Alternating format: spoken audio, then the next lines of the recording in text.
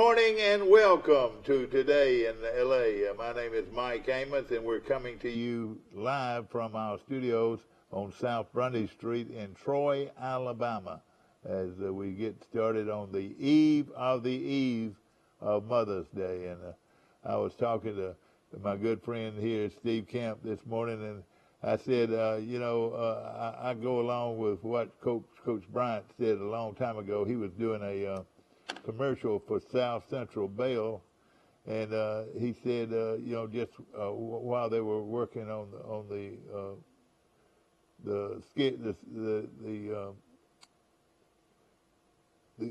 be able to talk to his mama, he said, I wish I could talk to my mama, and it turned out to be a national commercial made by Coach Paul Bryant by accident.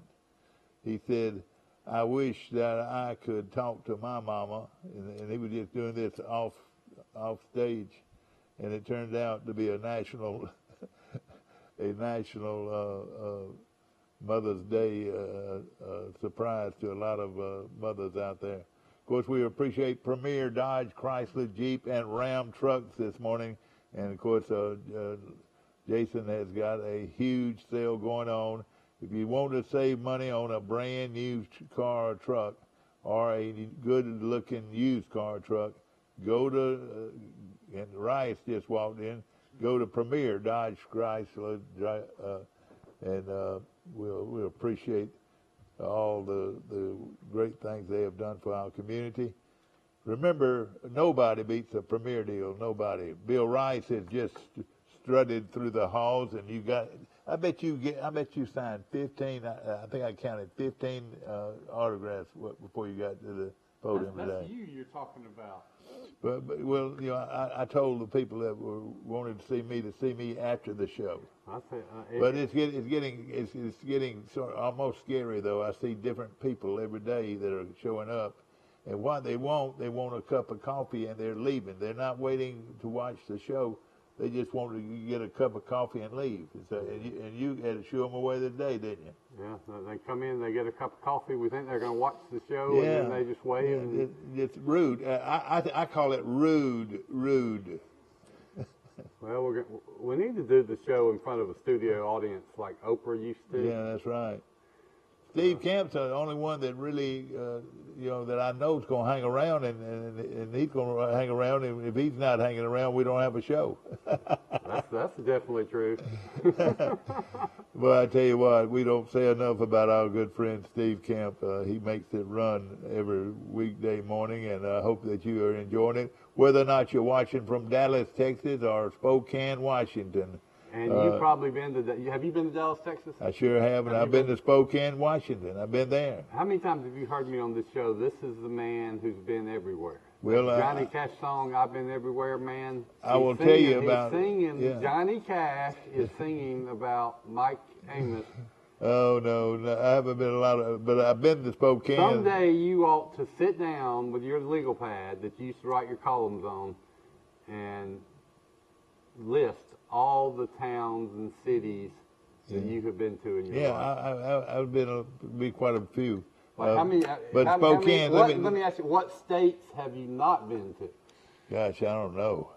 Have you been to Alaska? I don't know for sure if I've been to Montana. I don't believe I've been to Montana.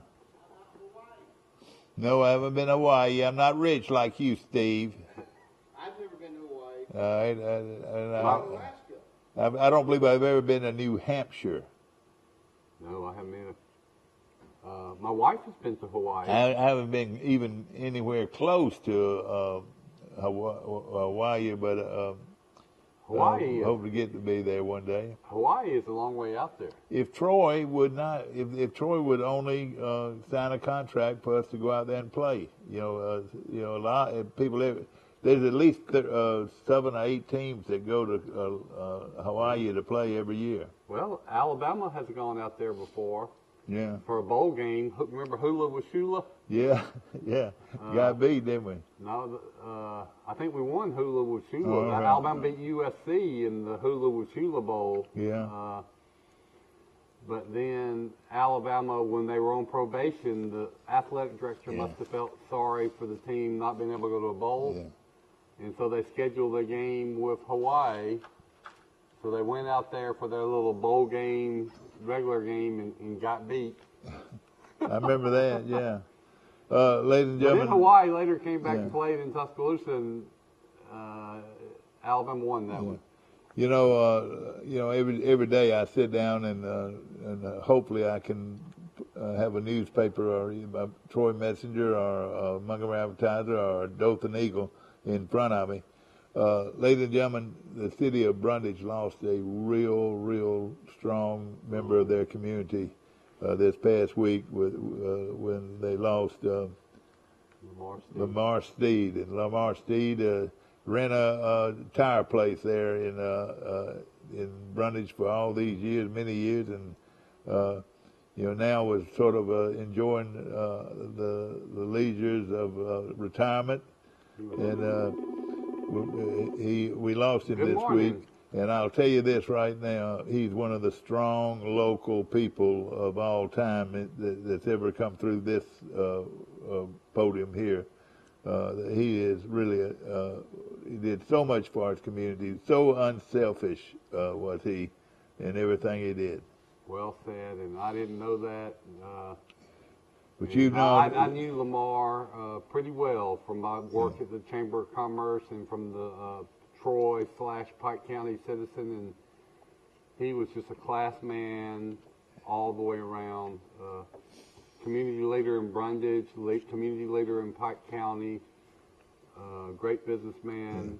Here's a guy. I'm so sorry to hear that, and our thoughts and prayers and condolences to his wonderful family.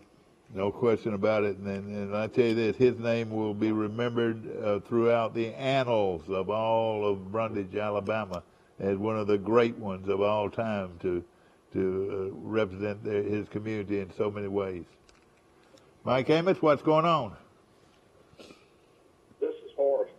Forrest Gump, what you mean, Forrest? How you doing, Forrest Lee? How you getting along? Good. I wanted to wish our Mississippi Mudcat, Max Howell, happy birthday across the water, across the borders of Alabama and Mississippi. I read that on Facebook this morning. Oh, did Might you? have been yesterday. Max Howell might have been yesterday, but I saw it this morning. I have no idea how old he is, but have y'all heard from him lately? No, well, we were with him Saw him a week ago. at Troy Fest. May 4th is, all right, so. I know how old Max is. Happy birthday to Max Howell. I know how old he is because he's the same age as my mom and dad. May the 4th. Oh, so he had a belated birthday. Well, I'll tell you right now, as far as you have hit the ground running out at Pike Liberal Arts, it seems like everybody wants to know who's that underneath that big old hat, you're having a ball, aren't you? Yeah, I had a big one on day before yesterday at that ball game because I knew I was going to be outside, and I lathered up with sunscreen and had a big old hat from Texas. Kiara and Donnie Hussey gave me. So.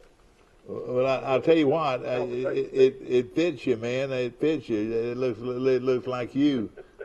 And Are you talking about the Pike Liberal Arts baseball game?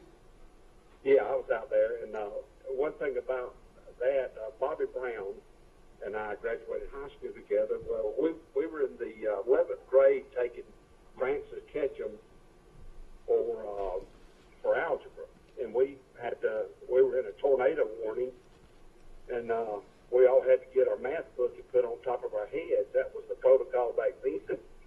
And Bobby said, Miss Ketchum, can Forrest go to the library and get a big old atlas for his big old head? Yeah, I can remember that. But, oh, gosh. But well, anyway, you know, I just wanted to call real quick. No, I'm glad you did call, and of course we appreciate you calling. I was very impressed with the whole thing out there Wednesday night. That was a tremendous baseball game, and the crowd support is just next to none. I don't know if anybody supports baseball like Pike Liberal Arts. Well, one thing I want to just mention, and Rush Hickson, he oh, yeah. has got a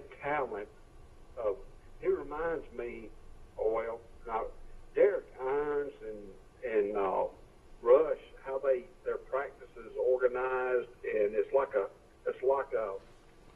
big clock, big Timex, a big Rolex watch, just spinning and spinning. There's not a dead time. Everybody has a set responsibility of setting the field up, pulling the cage out, lining up the bat, having the balls ready for the pitching coach. There's no wasted time. And then after practice, there's a routine of getting it ready for the next day. Yeah. Wow, that's a good anecdote. You know, the best coaches, I guess we can talk about that, Mike, the traits of great coaches. Oh, yeah. You have studied a lot of them, but one of those traits would be that they're highly organized, aren't they? Oh, yeah, no question. They plan and prepare. Yeah. Well, one thing I picked up years ago when I was watching football practice in Manchester, Georgia, I saw Juby Shiver coaching for Manchester, and they were very successful in football for a long time. But, whenever your first team offense sometimes practices against air. In other words, they run through the plays to get the timing. Mm-hmm. Well, then you had a second string. Then you had a third string. So we just went up at the field. And one thing that I liked to do whenever it was time to work on our kickoff game, we put our best 11 out there. They kicked off, ran down to the other end of the field to the end zone. Then my second team, kickoff team, they did the same thing. Then my third team kicked off. So if we had a good lead, I said, okay, kickoff number 2. Mm-hmm. To make sure those guys got to play. Yeah. You're right. And then that was 11 brand new kids out there. Right. Or if we scored. That's right. Good morning. Number 2. Good morning, Yeah. Michael. Well, morning. Mike, we've got Parsley on the other line, and of course we're still talking about the big baseball game which Pike Liberal Well, Arts. that is smart for us. played I in. like that you did that. We were talking about coaches, and then Forrest was telling us how organized and prepared Rush Hickson is for everything, and that led me to make the comment that in my study of coaches through the years, one commonality they have is they are highly organized. Teaching and coaching is not that easy a job. Let me explain what I'm talking about.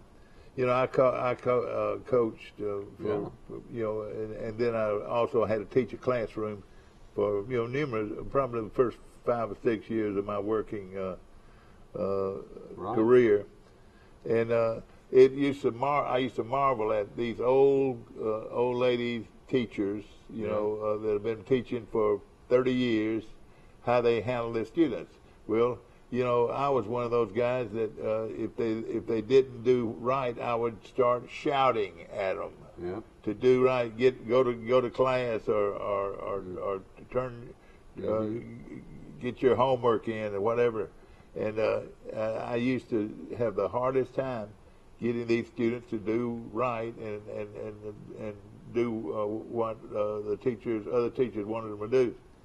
I asked a lady one time, she'd been teaching 30 or 40 years, and and I said, how do you do it? I mean, all those students walked in there, they sat down, they opened their book, they started working on their lesson and doing exactly what they want to do. When they were ready to have a water break, they lined up, got a water break, went right back to the classroom and had all of this stuff. Well, I'm a big old so-called strong guy, and it takes me 10 minutes to get them in, and by the last one in, I'm ended up having to shout at almost all of them to be quiet, be quiet, be quiet. And right across the hall, the old lady school teacher, is in complete control. Can you see where I'm coming from? Yeah, it's great. We don't know how to handle what did kids. she say? Did she pass along any advice? Well, what she did, she just told me. She said, well, when I say something, it's going to be the law, and if they break the law, they're going to the office, and unless they act right, they're going to stay in that office until they act right. You know, that's when the teacher needs the principal and assistant principal to back them up too. Exactly right. Very important for a principal to back it up. In fact, sometimes I've taken kids to the office to talk to the principal, and did the right, they were wrong. And sometimes I got where I was wondering who was going on trial, but who is on trial here, me or them? I've heard that from teachers in the past too. Forrest could probably, if he was talking freely, could provide some anecdotes about that. But don't you? Haven't you always marveled at these older teachers been doing it? They don't have to raise their voice. Well, I can remember the day Whitey Whitman walked in. And our first day of physical education, buddy, you were on your toes on the line. Your T-shirt was tucked in. You stand at attention until he walked by to check your dress code. That's right. You did that. And the discipline. I mean, as part of it, you got to be disciplined. And if he didn't do right, you get a grade for that day, and that grade for that day goes on your final grade. That's right. And it was no ifs, ands, and buts. I admire these teachers that can do it too, coaches as well. Because I can't even remember why I did it, but there was a period in my life for a couple of days I was a substitute teacher. Yeah, I was going to answer that one thing. And it was you talk about a newfound appreciation and respect for teachers. I was drained and exhausted every day after those 7 hours, and I could not do it. Yeah. But, a lot of kids just couldn't wait for that substitute teacher to come to class. I did it. I remember one time I did it with like a 4th or 5th grade class at Troy Elementary School. Whew, that was tough. And then one time I substituted in 9th grade at Charles Henderson High School for Coach Hogan's ag class or shop class or something. Yeah, that wore me out too. Well, no question about it. It tickles me to hear you say those things, because that's the way I felt. What do you? I've always felt like if you set rules and regulations and make them follow through with those rules and regulations, you're okay. But once you're letting them ease back into saying, hey, I don't want you to stay any more than 5 minutes when we go to it's a slippery slope once you start to recess. Give them some leeway. That's right. You got to be consistent. Well, Forrest mentioned Coach Whitman was one of the best. I mean, talk about how organized. You don't appreciate all. You just think this stuff runs smoothly and is so efficient, but the reason it does is they've done so much planning. Exactly right. And then I've heard this about coaches, like Coach Saban does it, Coach Bryant did it.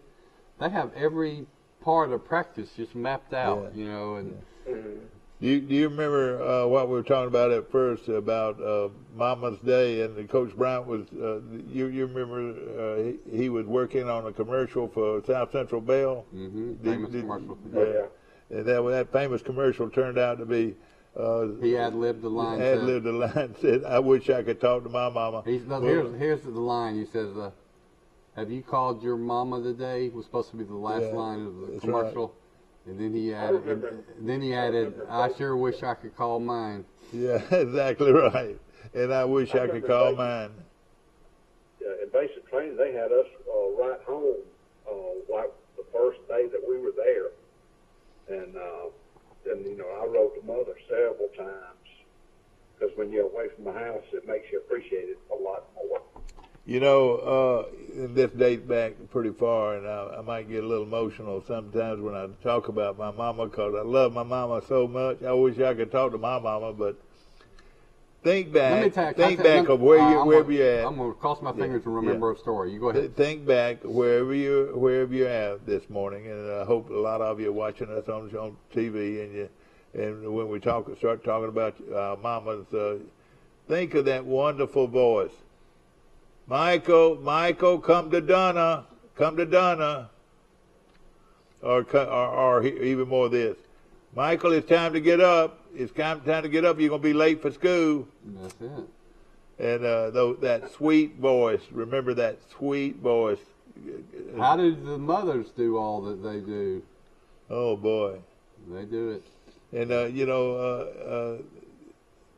and it was consistency. I reckon consistency that my mama was going to do those things to get me ready to go to school or get me ready to come to supper or whatever. It was those times that you wish your mama was there. And of course, when you didn't feel good, your mama was always there to take care and comfort you. You know, and well, there's a couple of things.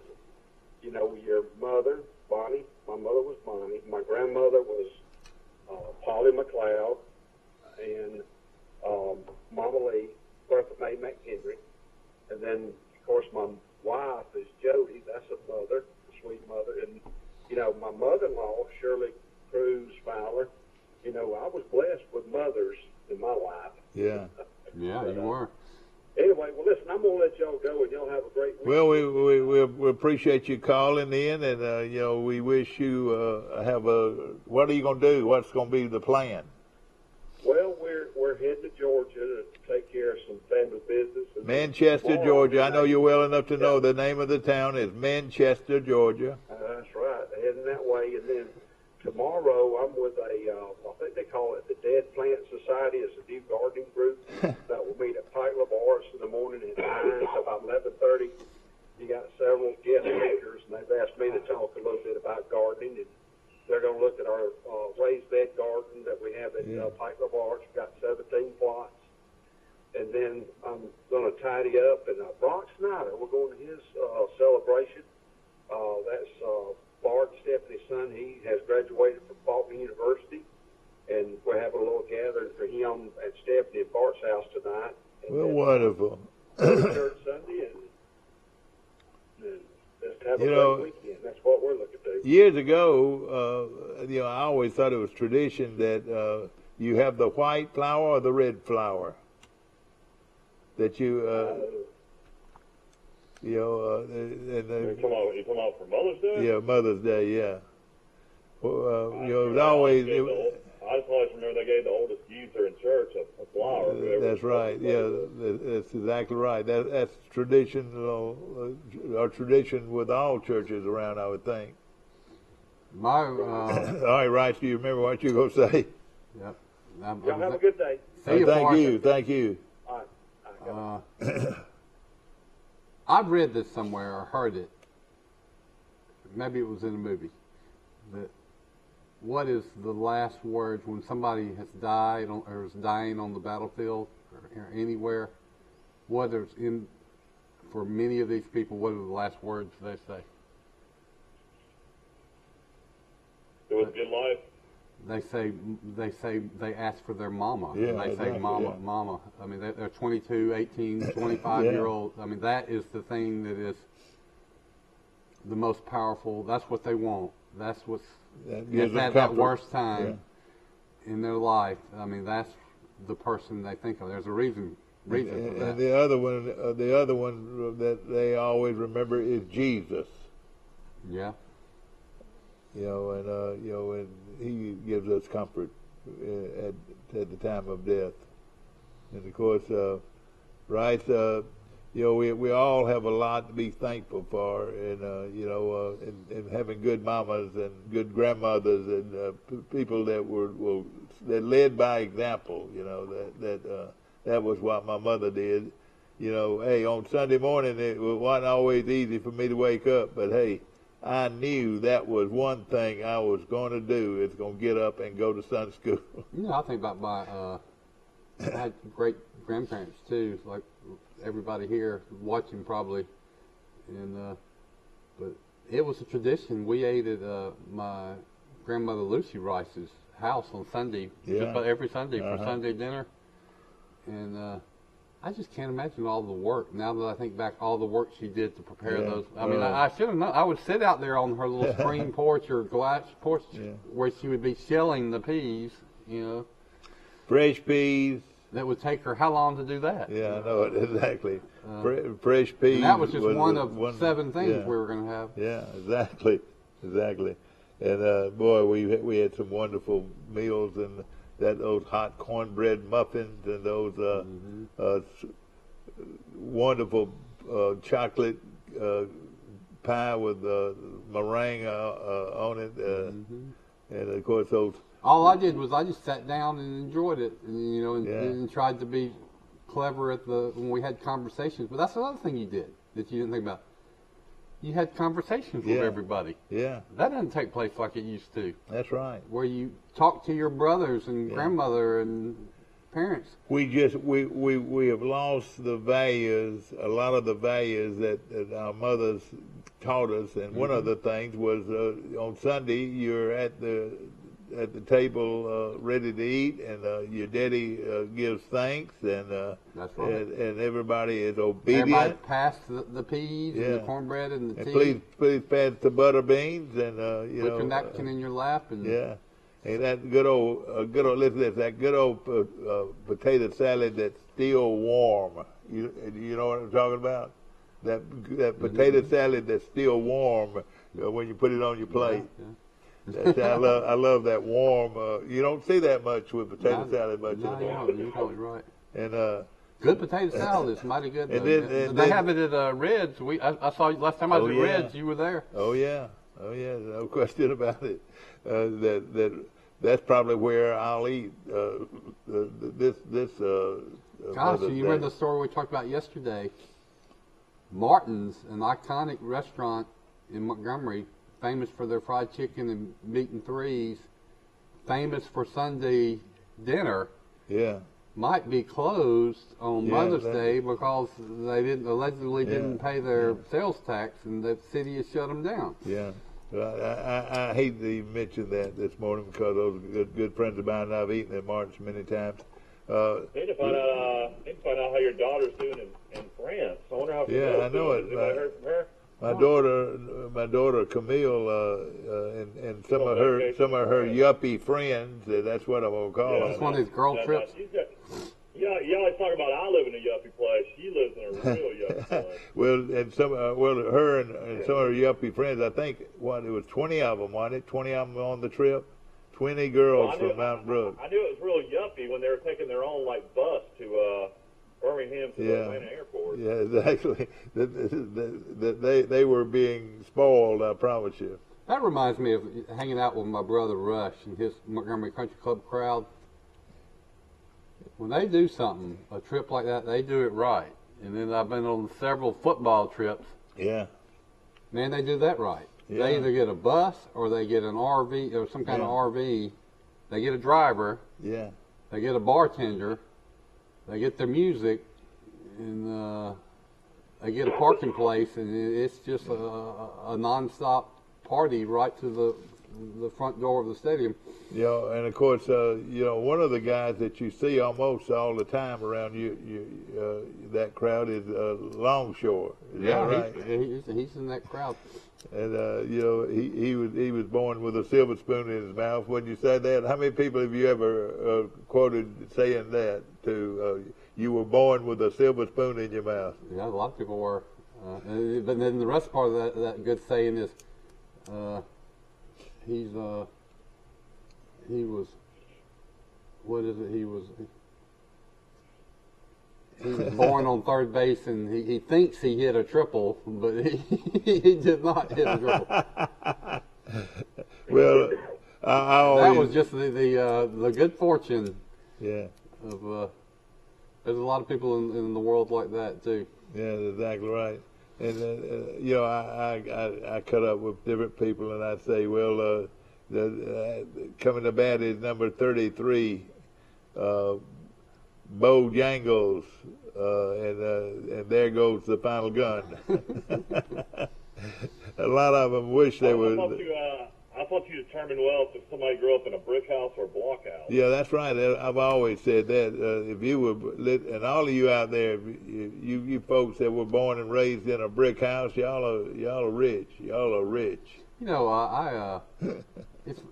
My parents, probably like a lot of parents, as they got older, they got more comfortable in life. You know, part of it's your businesses start doing good, then you inherit money from your parents. And, you know, so your situation gets better. But yeah, I lived in Hillcrest, and you know, my grandparents were Chapmans, which some of them were real successful. And, but I think some people just assume that, oh, you are really, really rich. That's right. But we were not really, really rich at all. Most all of those guys that lived in Hillcrest, a lot of them enjoyed a toddy before their meal every. We were not rich. Later in life, you got more comfortable. You know, when I was grown, but not growing up as a child. But I'll tell you something. The parents made us feel like we were kind of that's right. rich. Yeah, that's right. Yeah. I think that some of that goes back to my dad's the influence that Coach Bryant had on my dad, because he always treated those. He was super tough on those players, as everybody knows. Yeah. But he also treated them very well out of the practice field. I mean, everything they did was first class. I'll give you an example. Dad lived in the only air-conditioned dorm at the University of Alabama. When they traveled to a game, they stayed in the best hotels. They ate great meals, on and on and on. And so I always got the feeling that, you know, Dad wanted his kids to feel special, and you know, like when we go out to a restaurant, the main thing I remember my dad saying was, "Order whatever you want," and I did. Yeah. And when we go, when you ordered that big T-bone steak, what would he say? He would give say, him a hamburger steak. He'd ask who's cooking it, and then he was like you. He would tell them exactly how he wants it done. Yeah.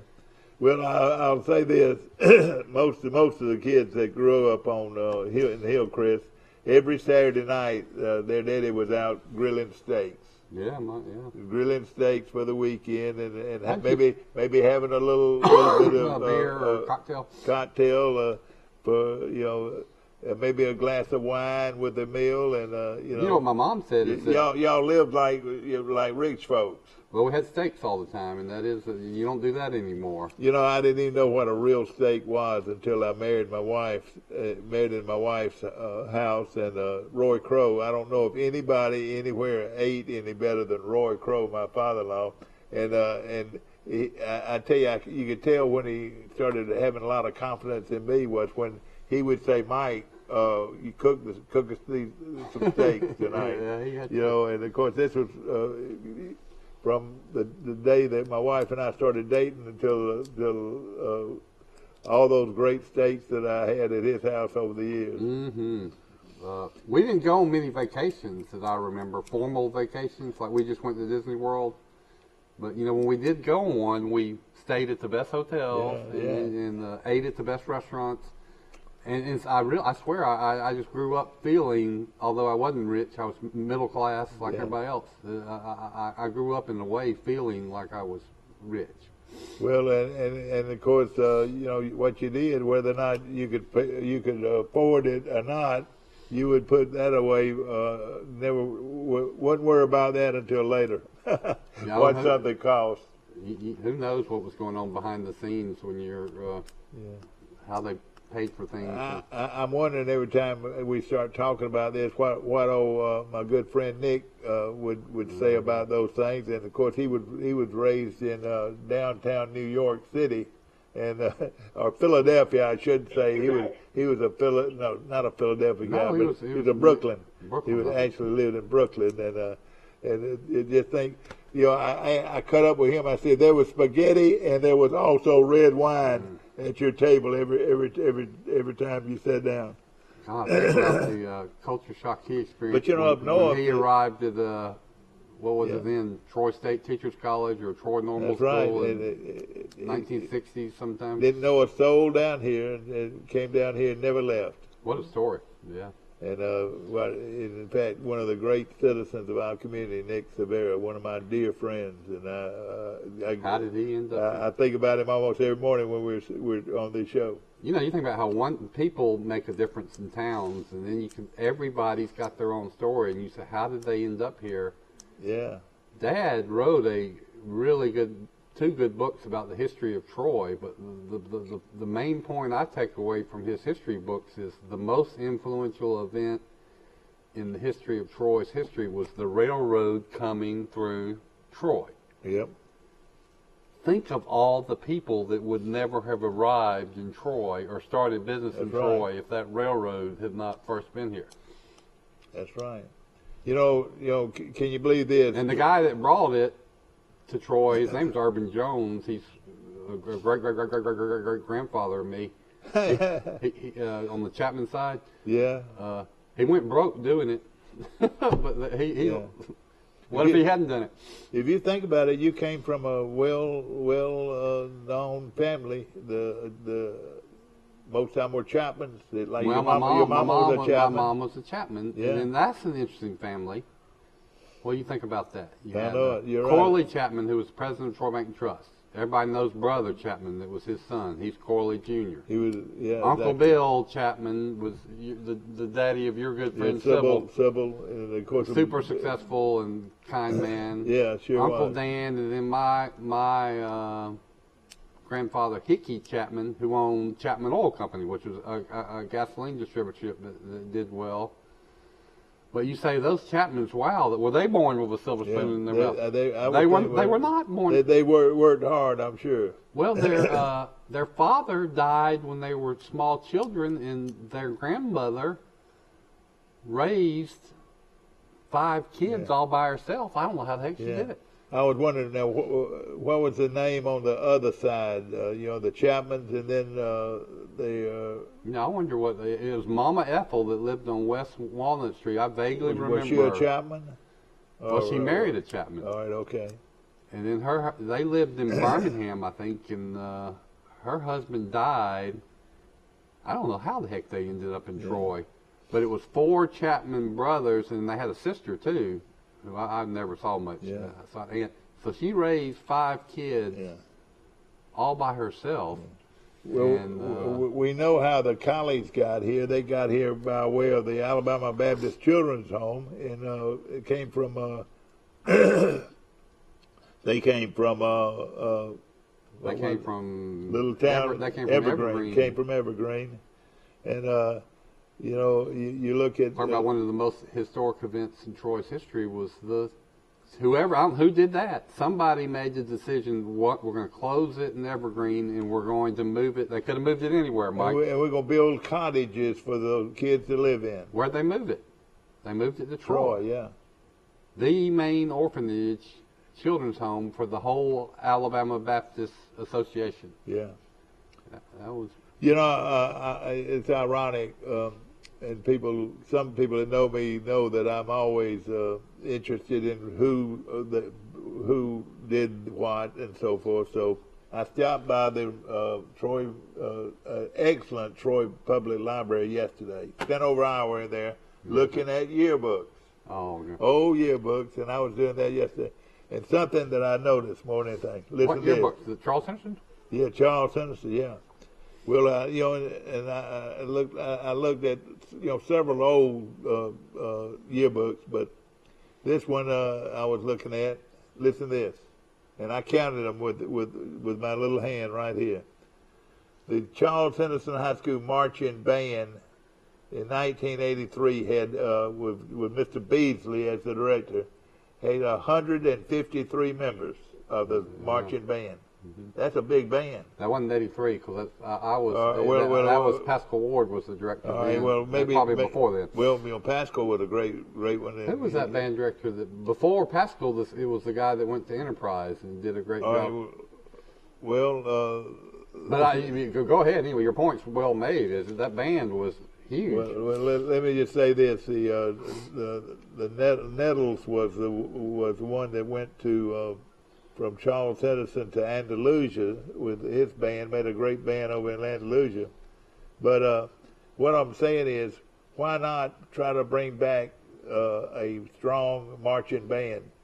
If the kids are involved, they'll stay out of trouble. So stick them in the band, stick them in football, stick them in basketball or cheerleading or whatever, and let's build back the way we used to. That is kind of with symbolic. A strong band. Symbolic. If you look at the band today, program, which probably has about 40 members, compared to when you were in school and I was in school, it's just. You're right. So the kids were either playing sports or they were in the band, and some of the kids in the band did both. Well, I'm gonna throw out the name that if Herman Mall was a great man, had a great band and all this. He started the music tradition. But Richard Beasley was. Have you ever heard of him? No. All right. Well, you missed out then. He's the one that built the band program here at Charleston High School, and I think most of you out there that have ever been under Richard Beasley know what I'm talking about. Was he there when you were in high school? Yes. And then he was a excellent band director, and like I said, they had between 150 and 200 members of the band. Well, they had majorettes, they had flag girls, they marched, and they were loud. Let's just say this: football games, pep rallies. They'd go to band festivals. And the mamas and the daddies and the aunts and the uncles and the cousins, the grandmamas, and all them would come to the game to watch them perform. That's another good point. All right, the same way with football. The grandmamas, the mamas, the daddies.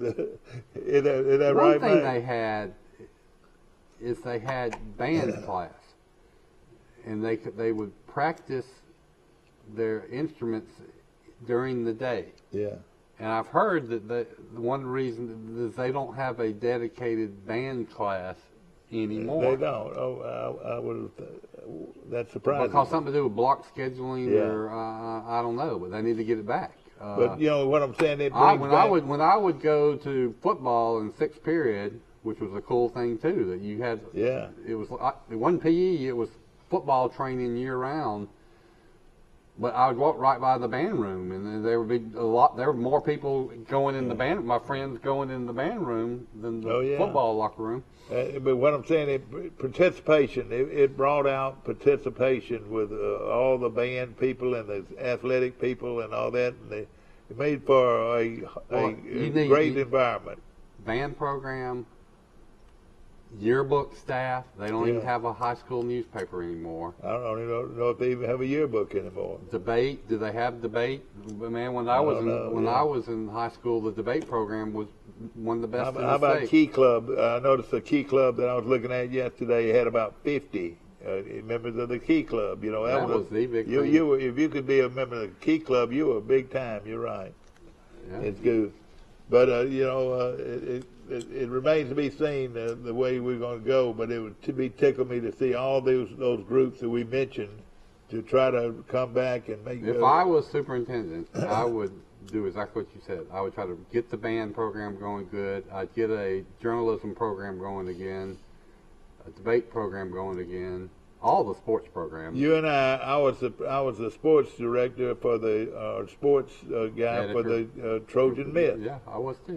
You were too, and you were a member of the Key Club too. And I was a member. Were you president of the Key Club? Vice president. Charles was. Yeah, but what I'm saying, it was a big thing to be that, and we need to bring back a lot of our basic. It was like a high school fraternity, and so it had some bad elements to it. Although I don't, it was crushing to some people that didn't get in the Key Club. It's like, but I don't. Most people were fine, and if they weren't in Key Club, they were just Kerry Green and I went to Key Club International. We stayed at the Stadler Hilton Hotel in Dallas, Texas, and we spent the week there. And I'm not going to tell you. Were you a lieutenant governor? I was, but I helped a guy from Dothan get to be. My brother Rush was a lieutenant governor, and he went to one of those national conventions too. And the Kiwanis Club sent us to the Kerry Green and I to that big. Rush went with. I never got it either. Yeah, it was a great experience. Rush went with. I remember Tim Green went with him, about 3 or 4 guys from the Key Club, but they went to Miami to the national Key Club. And the thing about it was so embarrassing. Was when we got back, we went to the Kiwanis Club meeting and to thank them for sending us to the Key Club International, and Kerry said, "Well, I've got some money left over from being out there, and I appreciate it." Well, when it got to me, I'm sorry, I spent all mine. I mean, Kerry and I were a little bit different, and I probably was involved in more things out there while we were out there. But I remember those guys from Dothan being outstanding people, and I helped get them. You met people from other towns. Exactly right. You know, the Key Club, though, but it was a service club, but we did service. I mean, we would clean up the campus, and we had a lot of projects. When I was in vice president, I had a big push.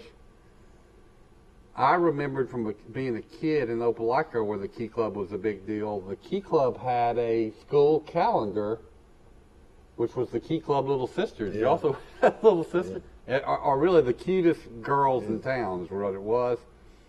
And they made a lot of money with that calendar. You put a picture of one of the prettiest girls on campus, and she's Miss August on the calendar. And so I did us a Key Club calendar, sold ads, went to a printing company, picked the girls. Yeah. And we didn't make a lot of money. Well, I'll tell you, our main project was this. And can you visualize this happening in Troy today?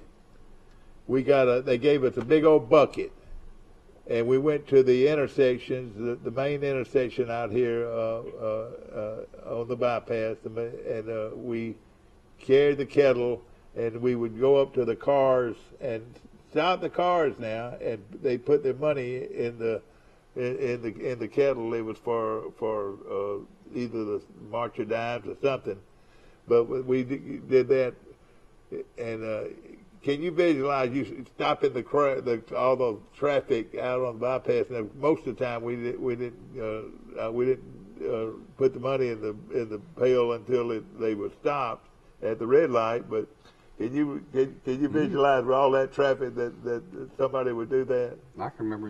Everybody that knows it's a good fundraiser for youth groups is the car wash. We made a lot of money. You probably had some car wash. I mean, when I was freshman class president, boy, I could write a book about that. Some of I'll tell that story later. But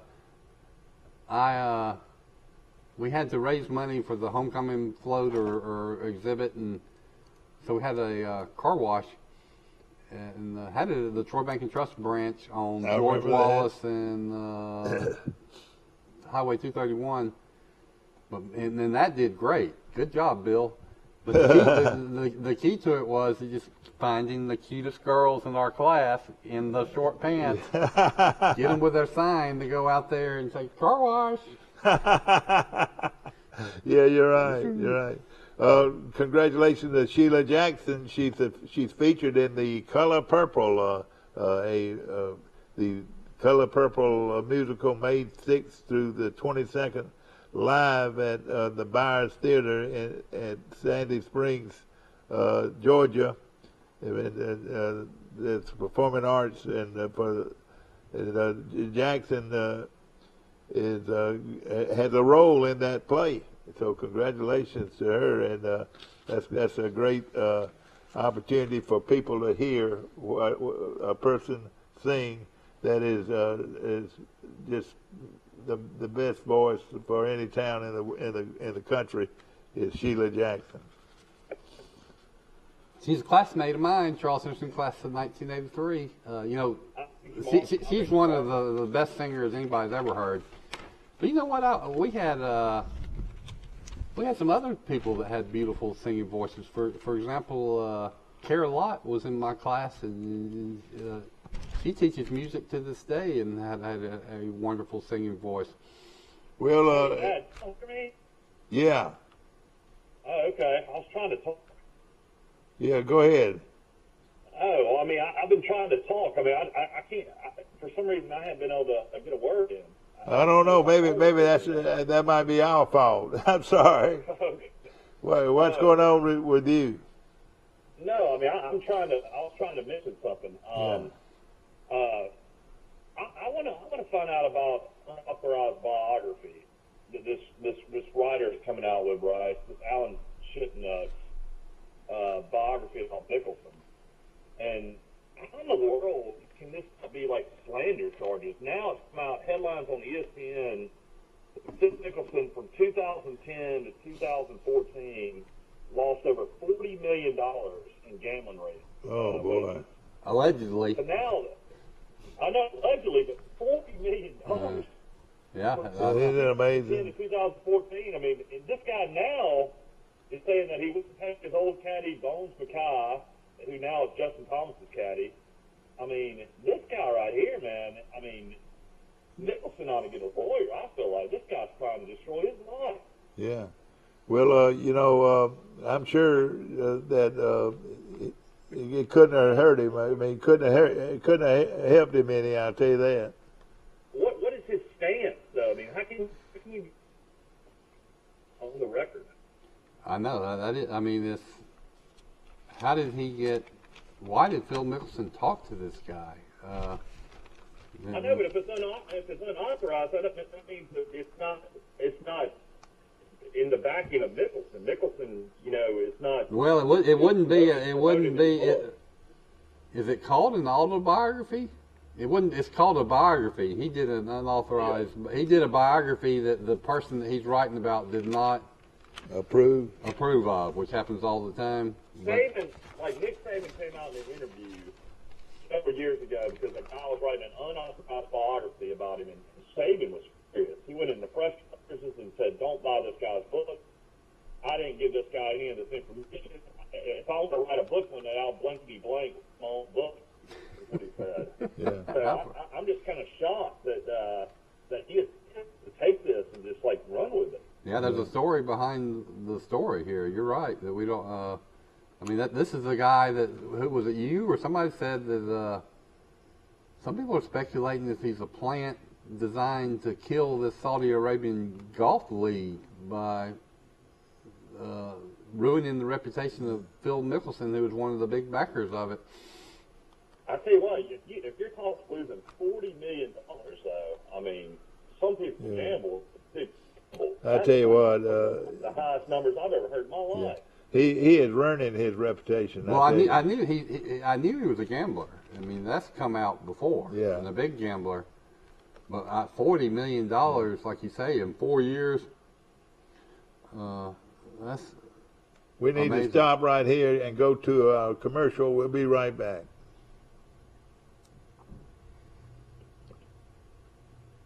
I've lost $40 gambling.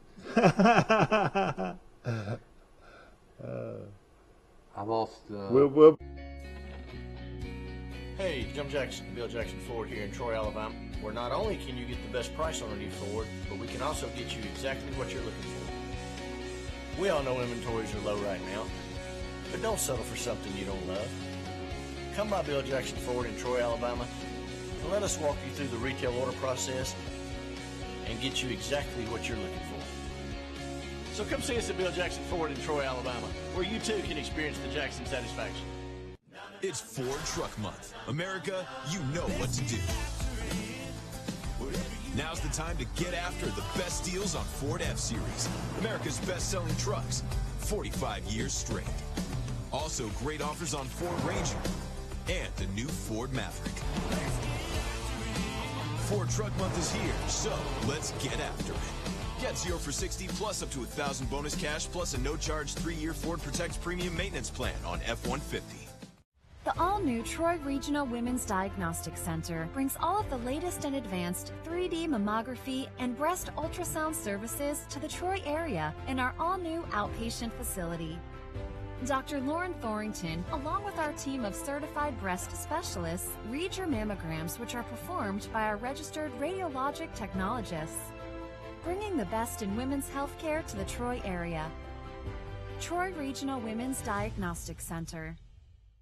I wish you could taste how much better food tastes when cooked on a Green Mountain grill. But I can let you in on the reason that's true. Our pellets contain water, so they create steam while you cook, keeping your food moist.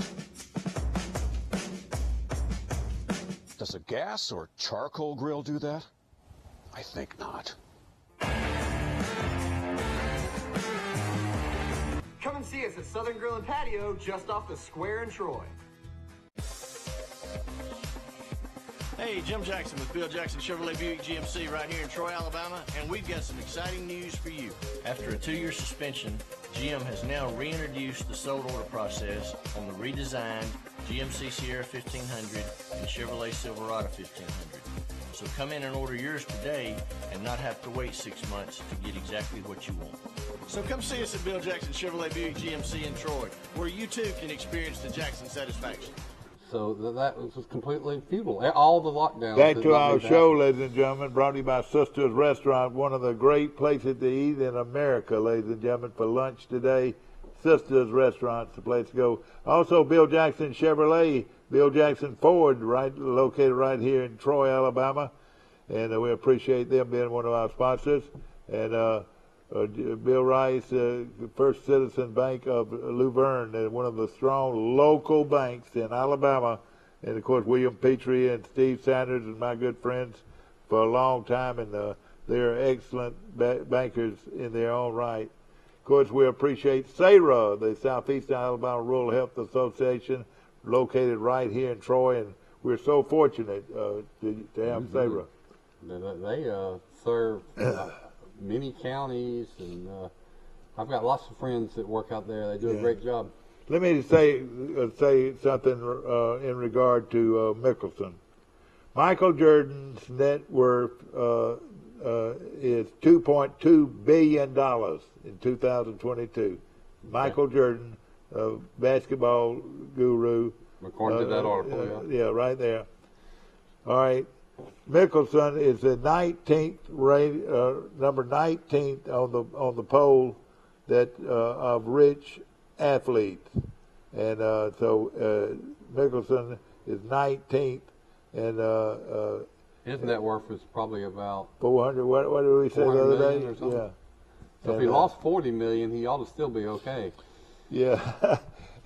But isn't that amazing? He can lose $40 million and still be one of the richest people in the world. Yeah, and surely he's got good investments and things like that. But his reputation is bound to be hurt with these allegations.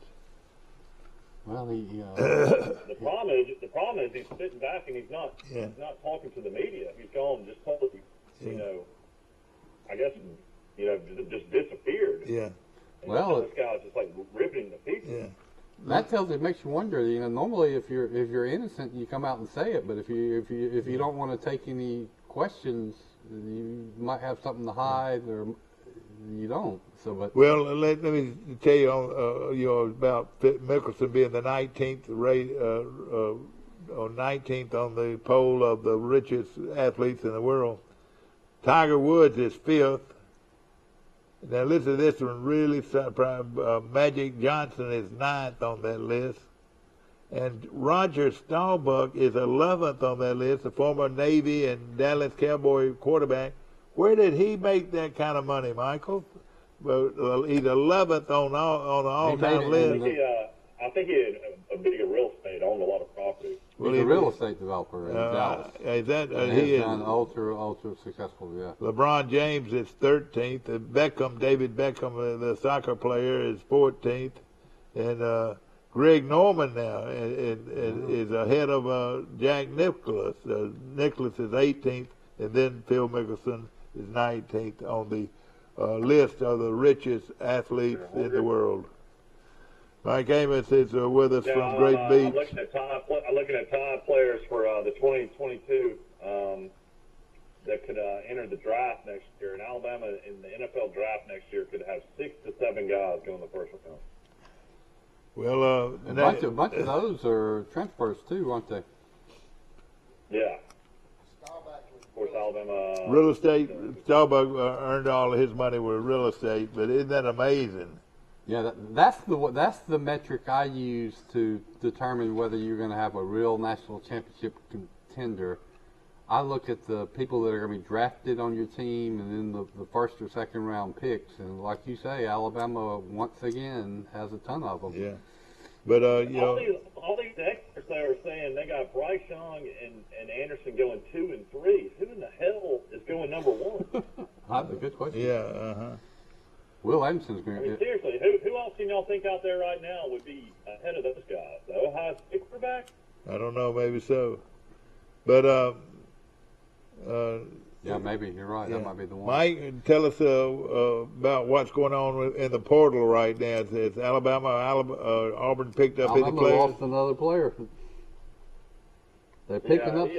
The kid, although it had mental health issues, he had to walk away from the game. It was a guy that had just signed. That was an early signee. Alabama was the place for him. But that is, I think it's a story I saw, said that since the end of last season, 18 Alabama players have entered the scholarship players have entered the portal. So that's, Right. if you had 85 scholarship players, subtract 18 from that, and that takes you down to 67. And they've always and they did have July the 29th as the April 29th. April. What did I say? April the 29th is the deadline, and all of that should be taking place right now. No more portals after this. Is that right, Mike? You just got like these recruiting classes that are rated, and you get so much hype about being a great recruiter for recruiting class. Have you ever noticed that like a year or two after some of these recruiting classes that about 8 of the players you signed are already gone? Yeah. But, wait 2 years before you rank these recruiting classes. See how many hang around. But if you're not signed up by the 29th of July, of April, 29th of April, you can't get in the portal. You automatically lose a year. Well, you would have to. You could still transfer, but you would have to sit out. Sit out a year. That's right, like the old rules.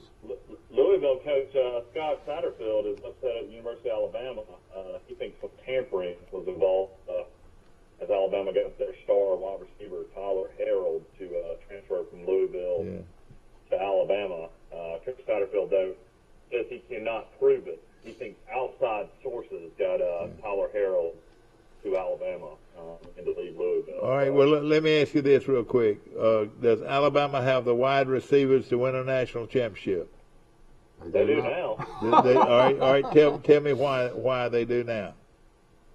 The Burton kid, that was Georgia's top receiver last year. Even though I think Pickens, the kid out of Hoover, is better than him, but he was hurt. And then you got this Harold kid that, they say the fastest kid in the country at wide receiver. All right. And there's reports that the top wide receiver in the country out of Pittsburgh is throwing and catching with Bryce Young out in California right now. Oh boy, and he was he was a receiver. He won the ballistic contest. This guy that's throwing that's playing catch with Bryce Young had 100 receptions last year. Yeah. So they're going to have the receivers to do the job.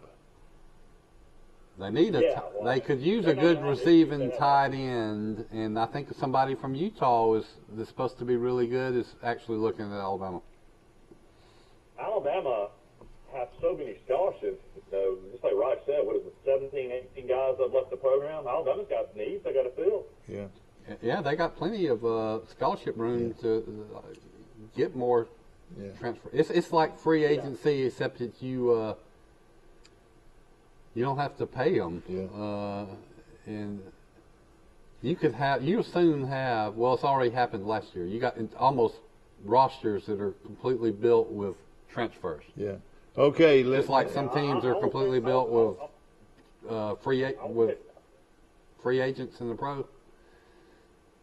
I will say if Stephen doesn't win the national championship next year, he's going to have a hard time winning another one because he's going to lose everybody next year. Yeah. There's so many guys that are drafted. Hey, Michael, the portal. Restart, yeah. I mean, They'll restart with the portal. I'm talking about as far as defensively, though, it's going to be in years. And then offensively, Bryce Young returning at quarterback, you got all these running backs. They're coming off knee injuries, and you got the kid from Georgia Tech, then you got all the wide receivers. I mean, Alabama should be loaded. Yeah. You're right. That defense is going to lose about everybody after next year. Yeah. Want to mention locally. Hey, wait. I'm sorry, Mike. No, go ahead. Talking about Alabama transfer portal players, one of their key recruits in the transfer portal was a cornerback from LSU that transferred in. Well, he's arrested for marijuana possession and not having a driver's license or something. Yeah. All right, Mike, let us know about what we've got. And he was doing 95 miles an hour when he got pulled over. See, that's the problem. You know, I mean, marijuana possession is nothing now. I mean, shoot, marijuana's legal in 25 states. It's the speeding and the fact he didn't have a license. Who didn't have a license? Well, and also after the Henry Ruggs example, these kids are still going 96 miles an hour. When you see what happens what can happen when you do that? And the only thing I can see is that they're not throwing away the key. That they're arresting these kids, and then they don't throw away the key. They let them back in. Well, what I think is, I tell you what. Can I say that they are not the brightest people in the world? Some of these, and I guess they're just going to have to get some hard lessons. Well, they might be great kids, but then just make the wrong driving 100 miles an hour without what'd you say, without a license? Yeah. So he is driving 100 miles an hour, and if he's pulled over, he doesn't even have a driver's license. Yeah, that's pretty bad. The crazy thing for me, though. And he's got possession of marijuana. Yeah. That's 3. Can you imagine being a 19 or 20-year-old kid, though, and you're making $20 million and you're playing out in Las Vegas? I mean, if I lived in Las Vegas, I mean, I would make horrible decisions. I mean, I think would at that age. I mean, like Ruggs, I mean, all you had to do was call an Uber that night. I mean, it's just so crazy. I mean, I take Ubers everywhere I go in big cities. Yeah. They're not getting some life lessons they need. I'm sure Saban's trying, but they ain't getting through. Let's take a break right now. And, of course, this show is brought to you by Premier Dodge, Chrysler, Jeep, and Ram trucks on the bypass right in Troy. And Jason Gregory and his whole team was going hard this morning and throughout the weekend with one of the great sales of the year. For Mother's Day. And what we call a Mother's Day special going on out at Mother Premier. a car. And I promise you, if you go out there, you're probably going to buy one because it's hard to turn down the values that you're going to get today at Premier Dodge, Chrysler, Jeep. Also by the Troy Bank and Trust Company. Remember, Troy Bank and Trust Company is the only bank you'll ever need. We'll be back. Our gigantic May Day sale is here. Got $29? Yes. Get a new car. Got $29? Yes. Get a new truck. Just $29. Get you a new truck or car. Yeah. Or shop at PremierTroy.com. Nobody beats a Premier deal. Nobody. I'm facing life in prison. It's all or nothing right now. First-degree murder. Doesn't get much bigger than that. See what it's like. What happened that morning? I shot my husband. Did you keep pulling till the gun went click, click, click? To face criminal trial. I've spent 2 years of agony to defend myself. My whole future depends on the outcome. This is a case I have to win. We're all fighting to save your life. Accused, guilty or innocent. New episodes Thursdays at 9 on A&E. A personal touch, a high level of trust. Whether it's checking and savings accounts, personal or business loans, or our local friendly service. That's what Troy Bank and Trust customers expect. But now we offer more. Free identity theft protection for our new and existing customers, protecting your family's time, money, and good name from identity theft. Because protecting your identity is now a big part of our identity. It's Ford Truck Month. America, you know what to do. Now's the time to get after the best deals on Ford F-Series, America's best-selling trucks, 45 years straight. Also, great offers on Ford Ranger and the new Ford Maverick. Ford Truck Month is here, so let's get after it. Get 0 for 60 plus up to $1,000 bonus cash plus a no-charge 3-year Ford Protect Premium Maintenance Plan on F-150. Right here. Right now. Got $29? Yeah. Get a used car, truck, minivan, SUV. You name it. That's right. Just $29. Get you a pre-owned vehicle during Dollar Day. All you need is $29 down. PremierTroy.com. Nobody beats a Premier deal. Big hotels and resorts. And Back to our show, brought to you by the Withington Group, located on the Elba Highway right here in Troy. Remember, you're in good hands with Allstate.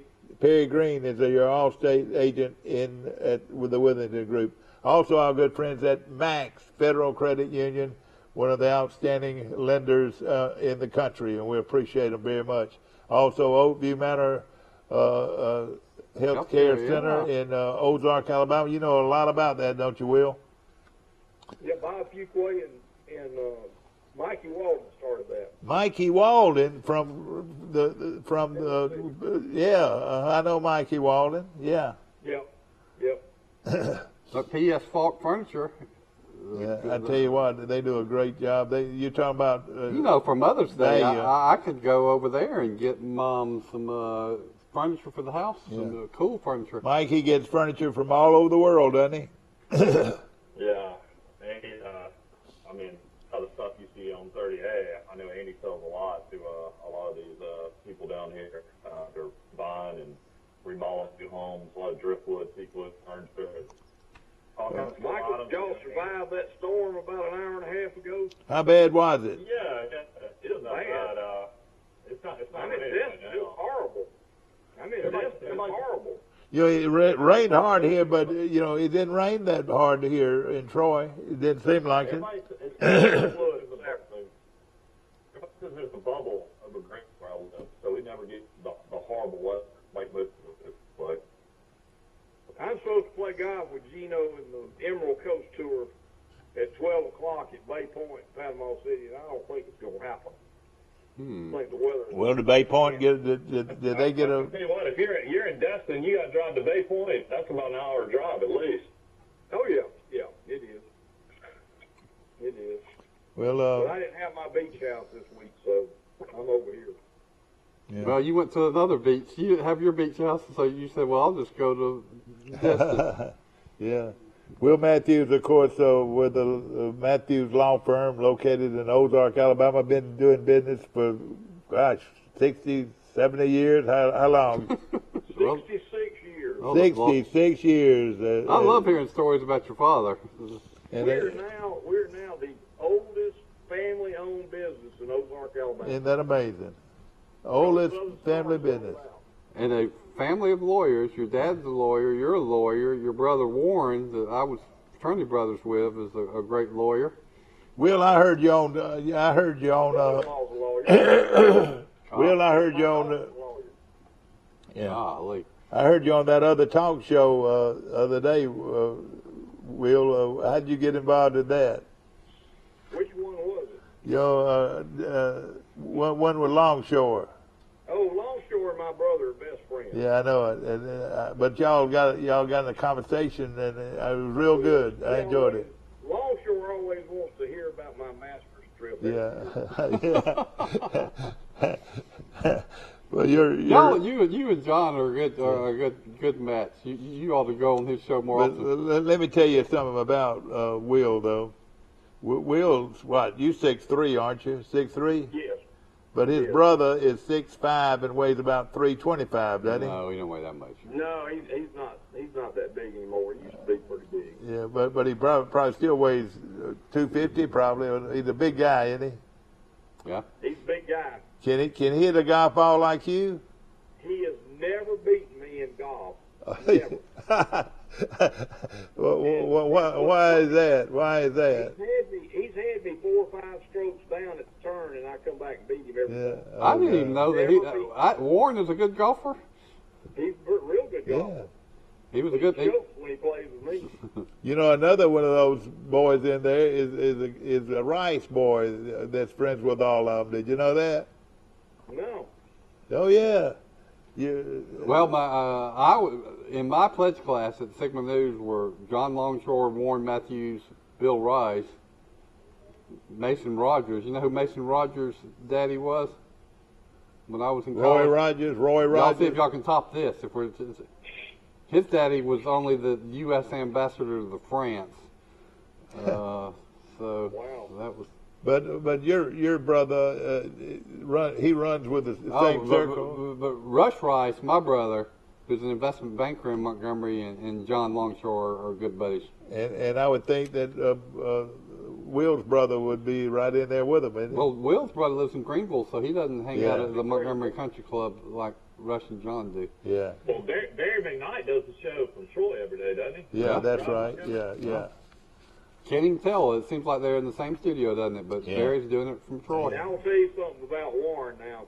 Warren was in Birmingham working for Burr Foreman. He still works with Burr Foreman. And he was a member of Mountain Brook Country Club. And he was young. I mean, he didn't have any children then. And they had a member guest up there. So he rode me in there as a ringer to be his, be his partner. I shot a 65 the first day and a 66 the second day. Oh, gosh. I I bet you did. Wow. They've changed that course, though, over the years. Is it still the same when you played it? Let me tell you this. It's a real. I've never played it, but isn't it a real nice course? Very nice. It's different. Hey, it's kind of. I've been to 10 weddings there when I dated girls from Mountain Brook, and it's like being in Beverly Hills. Let me tell you this, Will. You know what they're famous for every Friday night is fried oysters. Did you know that? I did not know that. Isn't that right, Mike? They got a whole Michael. Yeah. Do you remember this par 4 that's about 260 yards long or something? But it's crazy. It's got water in front of the green, and to hit the green, you have to hit a banana ball that would slice 40 yards. And anyway, my brother, he would hit that's what he hit off the tee. I mean, his natural shot was a damn big slice. Yeah. So we're playing the tournament, and he pulls out his iron. Everybody hits an iron, hits out the fairway, and hits the sand wedge on the green. And I said, brother, you fixing to hit a driver? He said, no, I never hit a driver here. I said, oh, you hit it. You hit it straight at the bridge left of the green. Just knock it. He put it on the green and made an eagle. Oh, wow. So he's not a bad golfer himself, is he? He's a good golfer. Well, I'll tell you, John Longshore is a real good golfer. He won the Montgomery Country Club has a members tournament every year, and John Longshore won it one year. Oh yeah, good golfer. And he's a good sports guy. I enjoy him. I enjoy him. He's, one of the best tournaments. One of the best tournaments I ever played. I didn't win, but I played the Montgomery Country Club, which used to be the top amateur tournament in the South.